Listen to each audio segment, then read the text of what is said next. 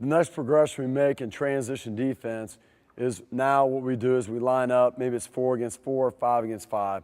You could do it 3 against 3. You could do it 2 against 2, whatever you'd like to do or how many kids that you have. Now, what we're going to do in this drill is I'm going to sit there and throw it to a particular person. Whoever I throw it to is going to have to sprint and touch the baseline, okay? And then they got to sprint back and play defense. The other individual, somebody's got to get ball under control, got to get basket covered. The other person's filtering back to match back out, trying to buy time for our defender coming back that we call a tailback, buy time for them, and then they're matched back out. The offense is trying to attack them up the floor in transition and trying to score in a primary break. Now, we call it a tear butt drill is what we call this type of drill, okay? Kind of like you got to tear your butt back, get back in defensive position to try it. Now you don't have the numbers, get back to where you have numbers in your favor to force them over the top, okay? So now, again, throwing it to one of you, you're going to get it, you're going up attacking. The person I give it to, remember, you're sprinting and getting the baseline. Talk, communicate.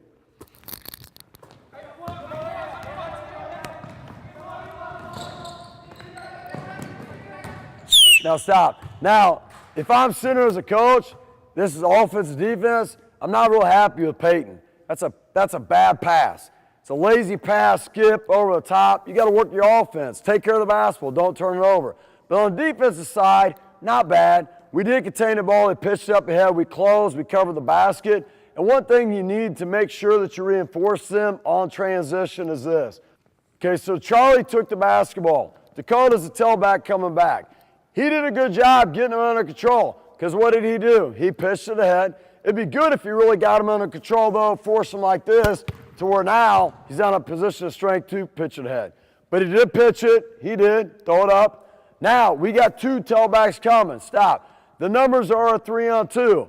Now, what happens in this situation, you got to realize is the person closest, right, that doesn't have the basket is coming out taking what? The ball. Even if this situation happened, though, you're back here and say Ben's up top and the ball comes and it's here, you're the closest slide. Come on, you're going to sprint and go take the ball. Come on, Ben. You got the basket. You're coming to basket. You're taking one slide coming out. This guy's got to rotate back and take basket. He's going out one time and taking ball. If the ball gets passed to Chris after that and our tailbacks aren't back, you got to stay and you got to bluff. And you're coming right back in this position here. It's a one-time rotation we have. You got to come back and try to force them to shoot a jumper over the top. If they don't do a good job of sprinting back and making it back in that time, guess where they're going to be at? Where are you going to be at, Dakota? Where are you going to be at? Where are you going to be at? No, where are you going to be at in the game? He's going to be on the bench. He'll be sitting down by me, carrying a clipboard, hanging out, keeping stats. And then the next time he has an opportunity to go in, he'll figure out he's got to sprint the floor. All right, so let's do this again. Go back. And you can make this drill, you can set it up to where even this, I pass it to somebody, and I might call out a person's name. To say this, I pass it as I passed it earlier, I pass it to Chase, we're just walking, I pass it to Chase, he goes, I might say, Ben, Ben's got to go.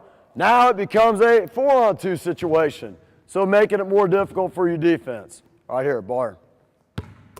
So what you have to really talk to defense about is they got to sprint back. They're in a scrambling mode. They got to get the ball under control. They got to play extremely hard. They're buying time for their teammates.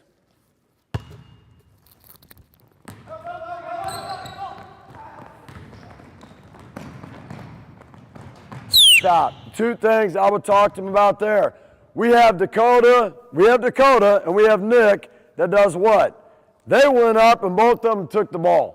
First of all, we're in a bad position as anyway because you don't have numbers. So 2 people taking the ball, they don't communicate, don't do a good job. So put our team in a bad position. The second thing we come back is, did you really contest that shot hard? Did you yell, shot, contest, go hard? He didn't do it. So again, it's a little thing that makes a big difference. You got to reinforce these individuals. If they're not doing what you want, stop them. Push up, run, whatever. It's not acceptable. Make sure they're doing it the right way. So last one here, sprint back, skill. We'll do one more.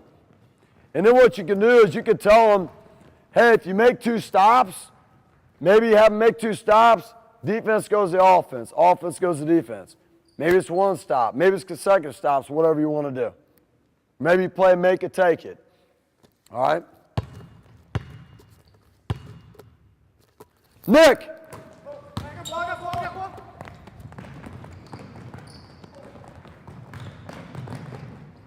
Now stop. Now two things.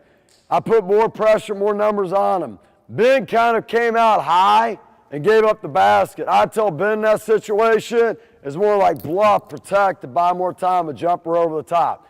Same thing that I talked to these guys about. Did you guys contest shot hard? Did you yell shot? Did you? Yes or no? Yes or no? Did you? You didn't. Drop down in push-up positions. I'll put them in push-up position, tell them up, down, up, down, up, down. I tell them they better start talking and better communicating. So again, you can put as much pressure on the defense as you want. I'd recommend at the beginning, just show it to the person and have that person go touch so they can get good at stopping kind of a 4-on-3. The last thing I'll show you is this. Sprint back one more time. Let's go. So you can add. Say you want to go 5-on-5. You can go 5-on-5 on this. Let's add a, let's go Brinkley. You can be out, be on offense. Go. One of you step out. I don't care. Step out quickly. Let's go. Give me somebody. Who wants to go? And I would tell them this. Go back on the baseline. Go back on the baseline. I tell them this. That's the thing I don't like in practice. I just ask somebody to sprint out. And I got what? Joe and I got Nelson jogging out on the floor. Who wants to play? Give me a person. I hope they would sprint out. So sprint out to the floor. Give me that good effort. All right, so now we're in position. We got 5 guys on the floor. All right, you got to talk, ball, basket, communicate. Get it done.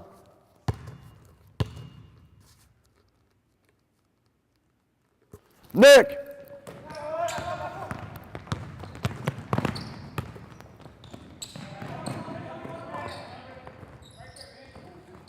Now, what I would tell them on this, not bad, I would say this. Who stopped the ball? Who got the ball under control? Good job. Did you tell ball? Did you say ball?